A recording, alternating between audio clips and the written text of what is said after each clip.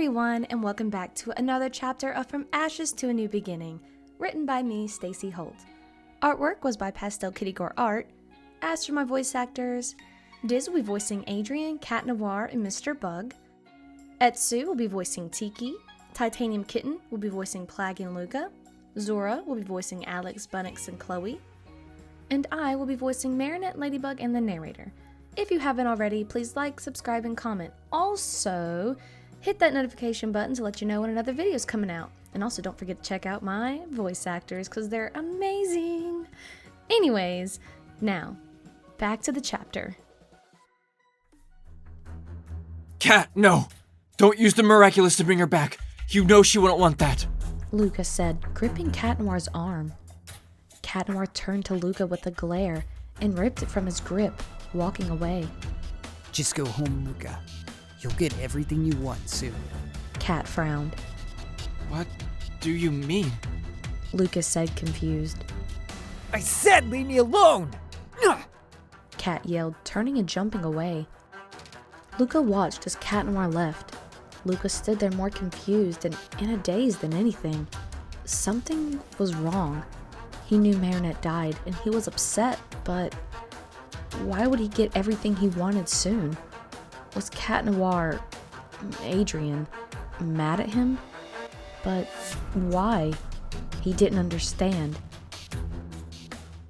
Cat Noir rushed off, wiping his tears as he sat on another roof. He pulled up pictures of him and Marinette together on his staff and flipped through them until he heard something behind him. He turned his head and saw it was Bunnix. Are you ready? She asked with a frown. Cat Noir de-transformed and put in his earrings, seeing Tikki's sad face. I'm sorry, kid. Plagg sighed. Adrien, you know who Hawkmoth still is. How is this going to work? Tikki frowned. I have a plan. Lucky charm! He said after transforming into Mr. Bug. Come on, hurry!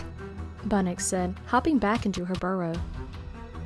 You're going through time? That's dangerous. The lucky charm only works if there's an Akuma. There wasn't an Akuma. The only thing it'll probably do is get rid of your past self, Adrien. Plagg warned. Mr. Bug shot Plagg a sad look, which caused Plagg to go quiet.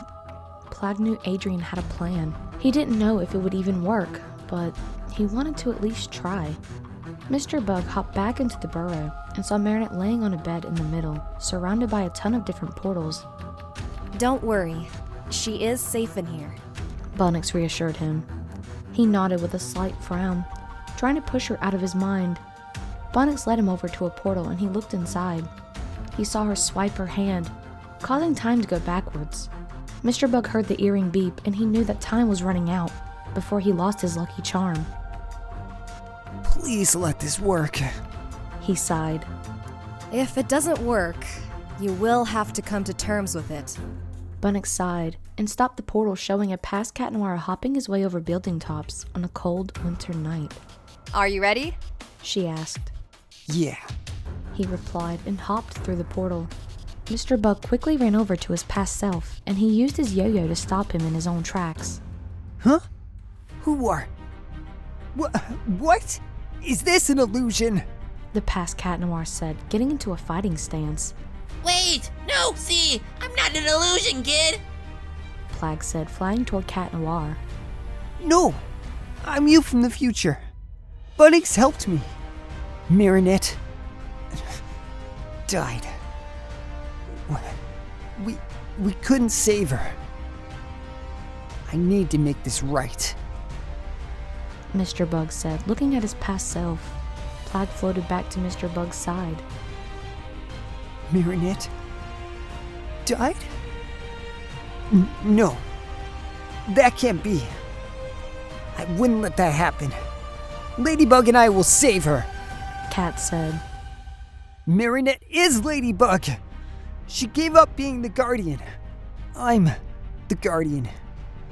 Marinette died because we didn't let her keep a Miraculous.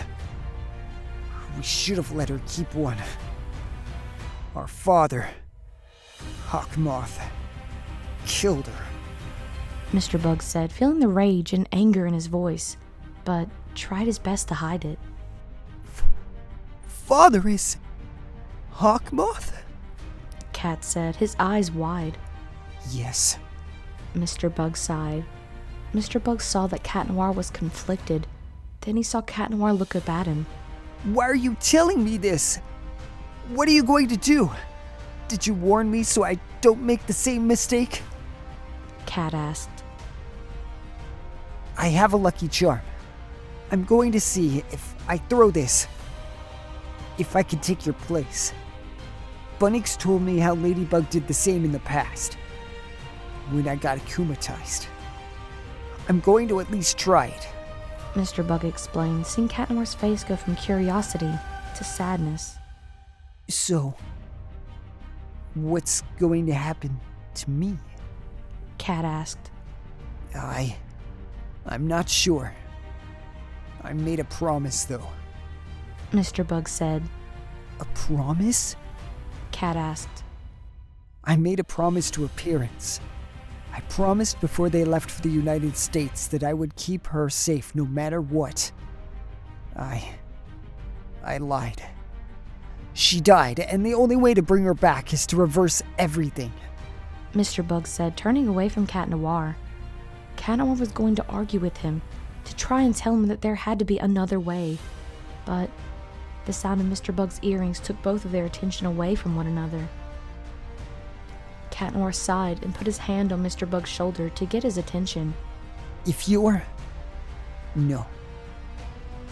are sure we want to do this, Cat said.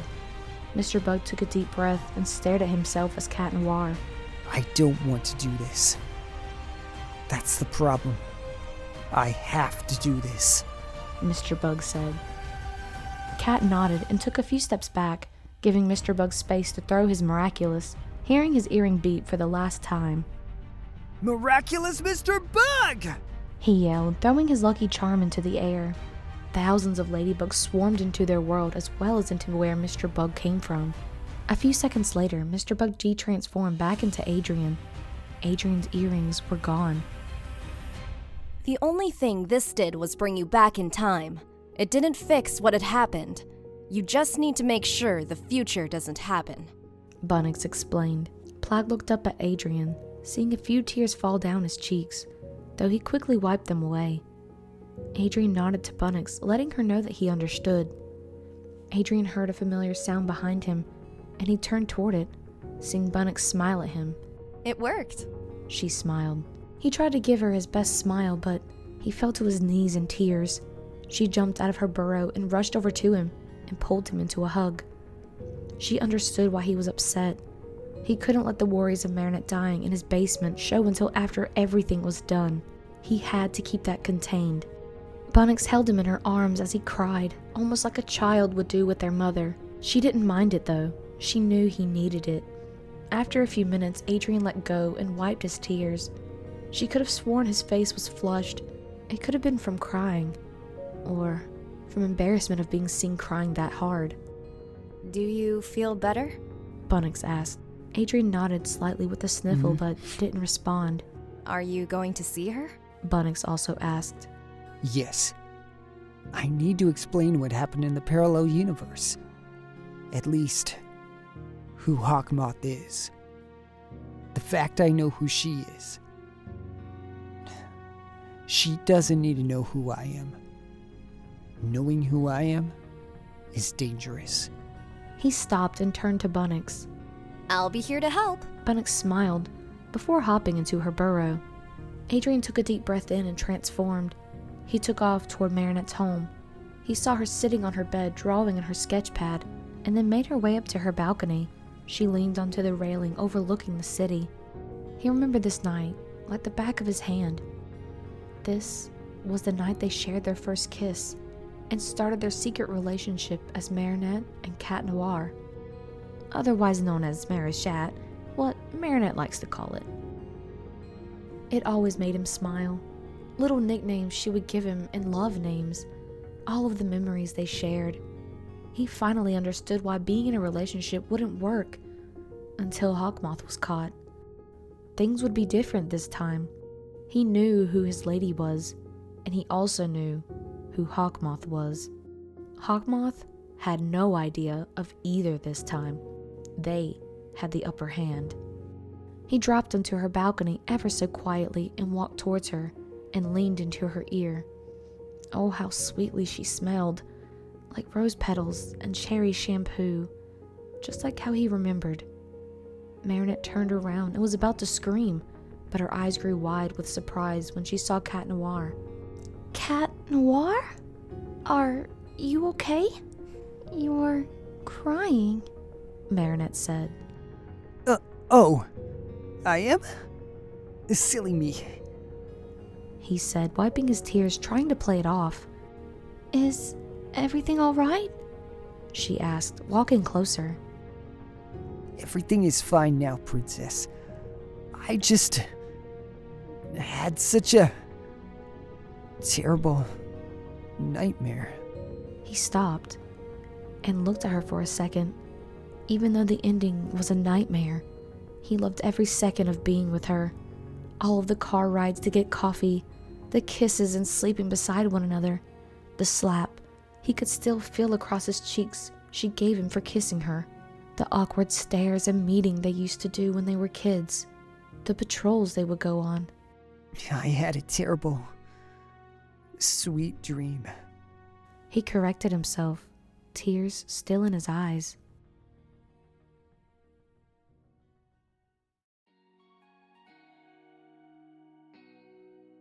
Hey everyone, thanks for listening. I know this chapter was kind of short, but I'm kind of glad because my voice, if you couldn't hear, is really bad. I'm really hoping my voice goes back to normal once the pollen and my allergies go away. But again, sorry for my voice being the way it is, but I hope to see you in the next chapter. We're almost done. I cannot believe it. And let me tell you, the grand finale is going to blow your mind, or I hope it does. Anyways, I'll see you in the next chapter. Bye, guys.